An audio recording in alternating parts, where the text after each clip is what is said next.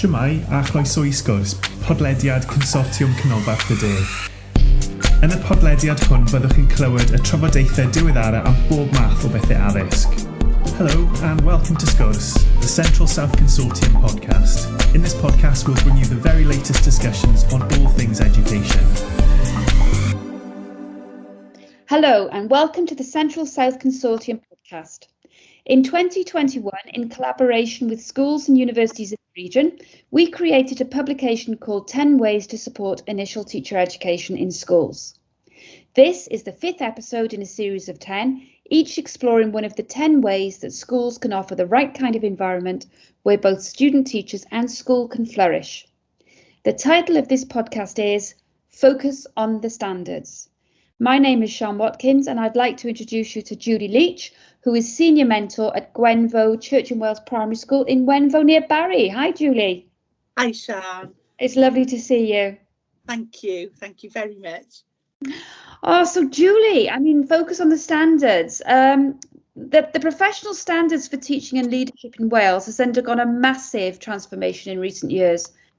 What's the main difference, do you think, between the standards that students were assessed against then compared to now? Okay, well, previously it was very much a tick list, very much a competency model. The students would be required to demonstrate that they'd met a standard and it would be ticked and they would have met the standard. Now, however, it's a continuum. So throughout NQT, throughout ITE, throughout NQT, throughout experienced teacher, it's very much a continuum. It's a holistic approach. It's not just a simple tick list. It's a linear approach throughout your career. Also, I think a great difference really is that these new standards facilitate the opportunities for students to have linked learning experiences to demonstrate that they are working against the standards. And I'd just like to share with you an example of a student that I had in my reception class last year. I do have to say that she didn't complete the practice because we went into lockdown in March, but she was on the way to do so. We were looking at the topic of money, and she began this super topic with a class visit to the local shop, thus demonstrating super authentic learning experiences.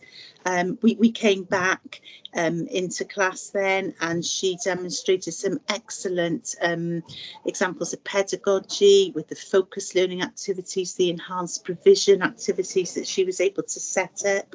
She demonstrated excellent differentiation and assessment.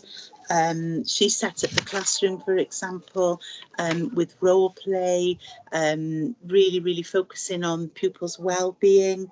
She put good challenges throughout the class for enhanced provision.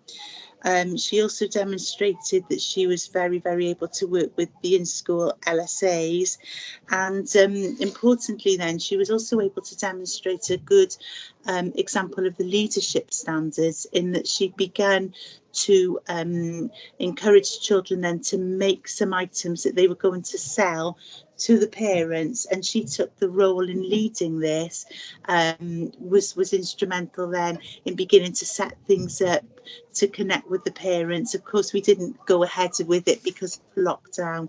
And the final thing that she also did as well was that she was able to liaise with the parents. There was lovely homework activities going on. So I hope that I've demonstrated that these standards are very much interwoven together, maybe as opposed to previous standards, which were a little bit more standalone. And as I've said, a tick list. And as I said, that it's very much a progression then throughout your teaching career.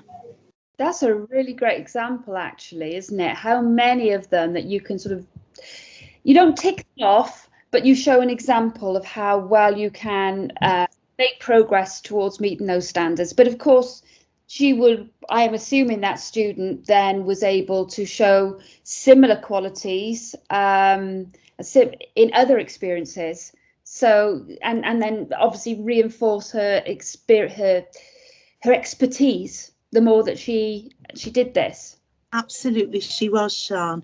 And I think that, you know, one of the points that it's emphasised is that we never say, you know, you've done that standard. That standard isn't completed, because, as you say, you know, you've got so many opportunities to keep refining what you're doing and to show your expertise across the standards. So it is, well, in my opinion, and I know the students that I've worked with, wholly exciting, and doesn't just feel like a tick box that you're ticking against. Great improvement. I would agree. It's a great improvement, but I suspect it's perhaps a bit more challenging for mentors. What are the implications, therefore, for them? It is definitely more challenging for mentors. I would totally agree with that, and I know that the mentors in our school would also think the same.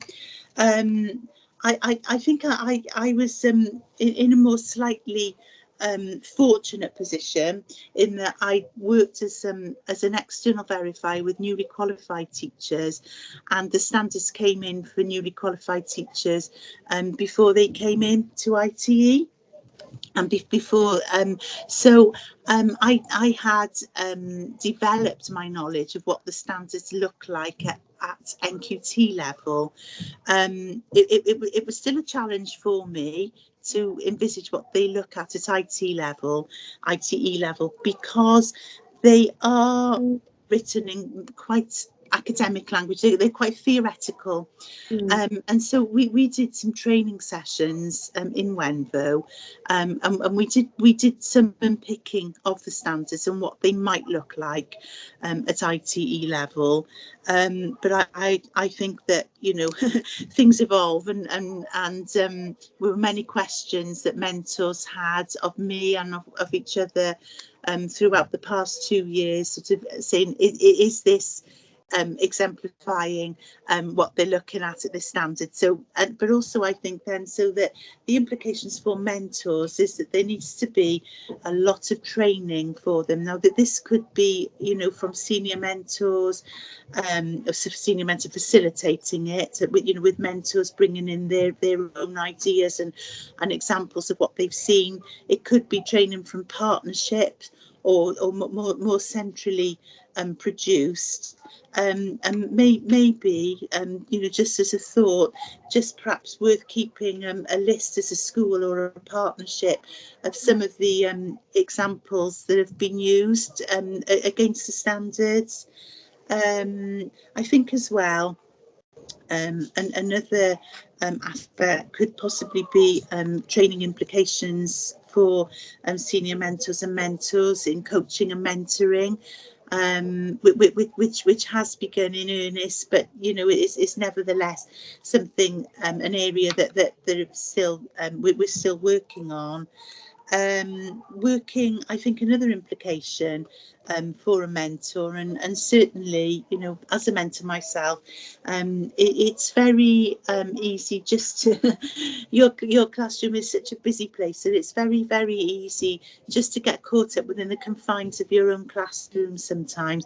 And so, however, it's thinking of other opportunities that your student can have to meet those standards on a wider school level, as well as simply in the class. So this could be facilitating opportunities possibly for them to lead extracurricular clubs, extracurricular activities, opportunities for them to help us to show some of their skills.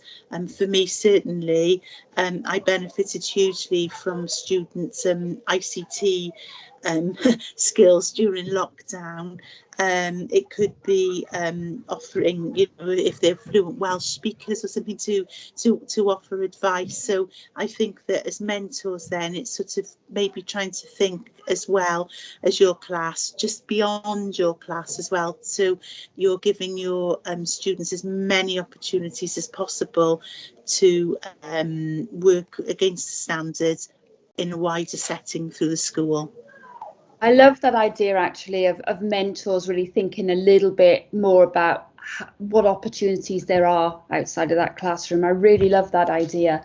And I also like the reference you made there about assessing when you're grading in the school is coming together, senior mentor and mentors together to see if you can come to an agreement on what is meant by each of those descriptors within the standards. It's got me thinking really about assessing. Is assessing student teachers something that is a done to them process? That's a really interesting question, Sian. It's really interesting because previously, on the old standards, that was very much the case. The mentors, senior mentors, university tutors, there would be a summative assessment and the grades would be given to the students, fait accompli. But now the students own the meetings more. So, before a progress meeting or a summative assessment, it's considered now to be very good practice to ask the students to complete a self-assessment, so that when they come to the meeting, then they're coming informed. And I've actually had examples where the students have actually come to a different view on where they are than I have. Sometimes they consider themselves to be lower than I think they are, and vice versa. But because they become informed, we're able to have a very open discussion with it.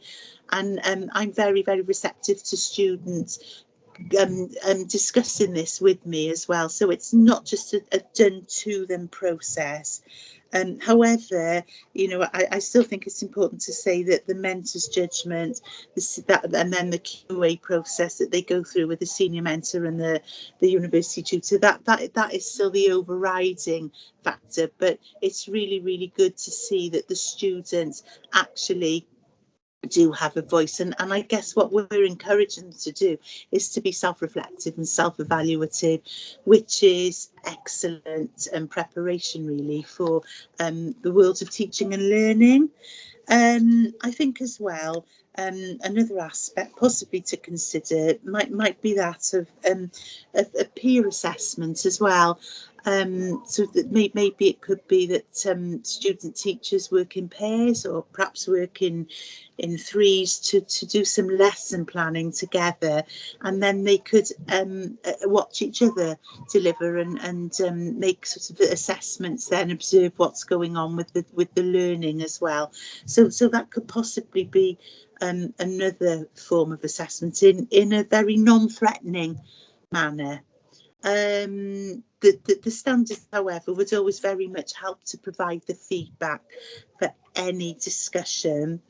I think as well that it's not just a done to them process really, because students are required to write their own synthesis of progress, and then on completion of ITE they set their own goals as they move into NQT. So no, it is very much not only a done to them process. There's lots of really good advice there about, I love that idea about peer assessment. It really helps them to gain ownership and a better understanding of the standards themselves. There's some really good suggestions there. You've just mentioned the career entry profile, and earlier you mentioned that you were an external verifier for newly qualified teachers as well. So with all that experience, do you have any sort of observations on that transition from ITE to induction? Yes, I do. I just like to say it was an absolute pleasure for me. I worked as an external verifier for 5 years across the primary and the secondary sector, and I absolutely loved it. It was a sheer joy for me to complete that work and to work with the very many talented young teachers that we have. I think that, as I said, completing those targets before they came into NQT was really helpful for them to do. And I think sort of if I had to give advice maybe to mentors who were on the ITE programmes, it would be to work with the students to help them to think ahead, to form a pathway for that, into that smooth transition into NQT, and then likewise probably for school-based mentors in NQT to be cognizant of the pathway that the student teacher has come from as well. And I think possibly if I had to maybe give some advice maybe to students and possibly to mentors as well, it would be that because the standards are on a line, on that linear line, that there are times then when students might newly qualified teachers might find that they might slip back a little bit because they've come from ITE where they've been probably very much supported by the mentor, and then they begin NQT, and yes, there's still a great deal of support, but they're in a more accountable position, they could be facing very different situations, different challenges to what they were facing on ITE. They might be in a completely different school with completely different makeup of pupils.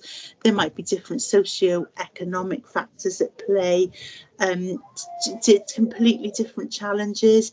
So I think that, to reiterate, it is really, really important then that the mentors on the ITE programme work with the students to help to prepare them for this possibly happening then as they enter their NQT year, and for school-based mentors in NQT induction to be aware of this as well. That's some really great advice. Really, really, really so. Thanks so much, Julie. Unfortunately, and I'm quite disappointed to say this is all we've got time for in this podcast. I really would like to thank Julie for her insights, not only as a senior mentor, but as an external verifier. And for listeners, please remember that this is one in a series of 10. Please look out for our other episodes. And if you want to read more, the publication 10 Ways to Support Initial Teacher Education in Schools is available on the Central South Consortium website. Diolch am wrando ar y benod hon o Sgwrs.